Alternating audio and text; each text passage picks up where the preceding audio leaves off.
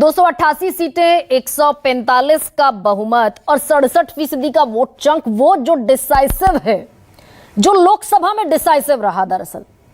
और लोकसभा में जो बुरी गत हुई महायुति की, मुझे समझाइए कि क्या इन 4-5 महीनों में जो घोषणाएं हुई, भाई 96,000 करोड़ की तो लाडली बहना योजना चला दी, 96,000 करोड़ की जो घोषणाएं हुई, माफ कीजिए, उनमें 46,000 करोड़ लाडली बहना का खर्च है।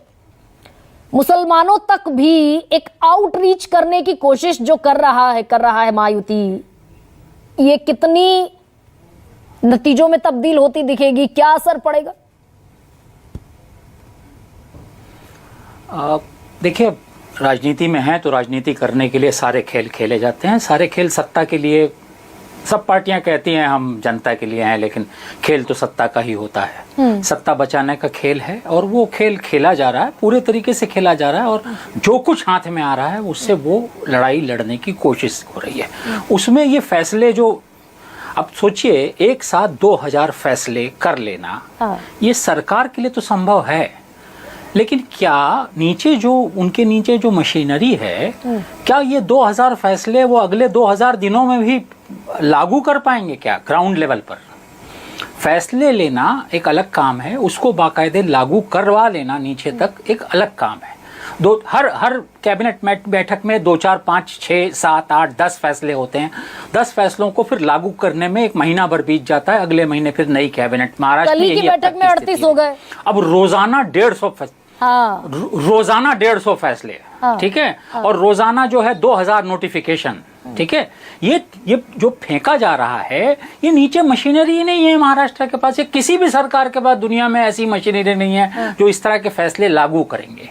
ये फैसले लागू करने के लिए शायद नहीं हो रहे हैं। नहीं, ये जो ओबीसी के लिए भाई कह दिया, की कोशिश है कि भाई हम आपके साथ हैं। अगर मैं ओबीसी पर आपसे पूछूं कि पिछड़ा वर्ग जो 35% है, उसके लिए क्रीमी लेयर 8 से बढ़ाकर 15 लाख, हाथ में नहीं है लेकिन केंद्र को सिफारिश भेज दी।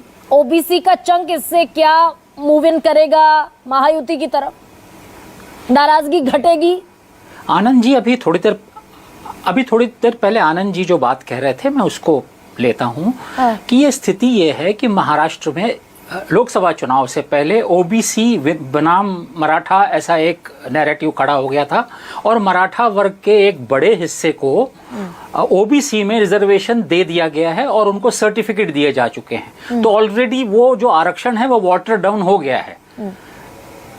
मराठा में जो कुणबी हैं, 2 वर्ग हैं, कुणबी और श्यान कुल, यानी 96 कुल के जो मराठा हैं वो उच्च मराठा हैं, और बाकी जो हैं वो कुणबी हैं। तो कुणबी वर्ग को आरक्षण वहां दिया गया। पहले सर्टिफिकेट्स नहीं मिले थे इतने बरस तक, अब धड़ल्ले से सर्टिफिकेट इशू हुए हैं, और मराठाओं का एक अच्छा खासा प्रतिशत ऑलरेडी ओबीसी वर्ग में आ गया है। तो ओबीसी वर्ग इससे नाराज रहा है, और ये नाराजगी भी वो कहीं ना कहीं मराठा वर्ग अगर खुश नहीं था कि पूरी तरह आरक्षण ना मिले, तो कम से कम ओबीसी देता।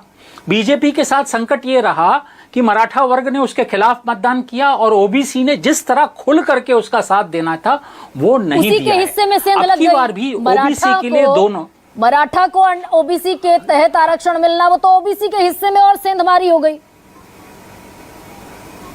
जी। और वो वही तो स्थिति है। और फिर अब की बार भी दिया, वो नहीं दिया। दोनों के दोनों फैसले इस चुनाव तक लागू नहीं होने पाएंगे, है ना। दोनों के दोनों फैसले, हो सकता है कल का कल एक नोटिफिकेशन केंद्र से लागू हो जाए, ये स्थिति बने, लेकिन वो स्थिति बनाने की कोशिश है। और हरियाणा की तरफ जाऊं को वहां जाट वर्सेस अदर्स का जैसा खेला बनाने की कोशिश हुई थी, महाराष्ट्र में कहीं मराठा वर्सेस अदर्स को बनाने की एक नया खेल तो नहीं शुरू हो रहा है। ये सवाल ये यहाँ पे आकर के खड़ा होता है कि क्या ये मराठा वर्ग को अलग थलग करके, जो शरद पवार एक तरह से लीड करते हैं उसको, मराठा वर्ग के एक फादर फिगर की तरह से हैं वो पीछे, हालांकि कभी सामने नहीं आते, लेकिन ये हम सब जानते हैं राजनीति में कि उनकी बैकिंग पूरी मराठा समाज को है, और वो तो मराठा समाज उनको बहुत आदर देता है, मतलब बाकी समाजों में उनका वर्ग है। ठीक है जी। तो ये जो मराठा वर्ग है, ये मराठा वर्ग सत्ता पक्ष के खिलाफ ये था क्योंकि श्यान कुली वर्ग को अभी तक आरक्षण नहीं मिला है और वो पूरी तरह आरक्षण उनको देने की बात है। और जिनको दे दिया उनको ओबीसी के तहत दे दिया, ओबीसी इसके चलते नाराज है और इसीलिए धड़ाधड़ ओबीसी के लिए फैसले हैं। लेकिन और मैं इसी पर अनुराग त्रिपाठी आपका एक वक्तव्य चाहती थी, लेकिन मृणालिनी जी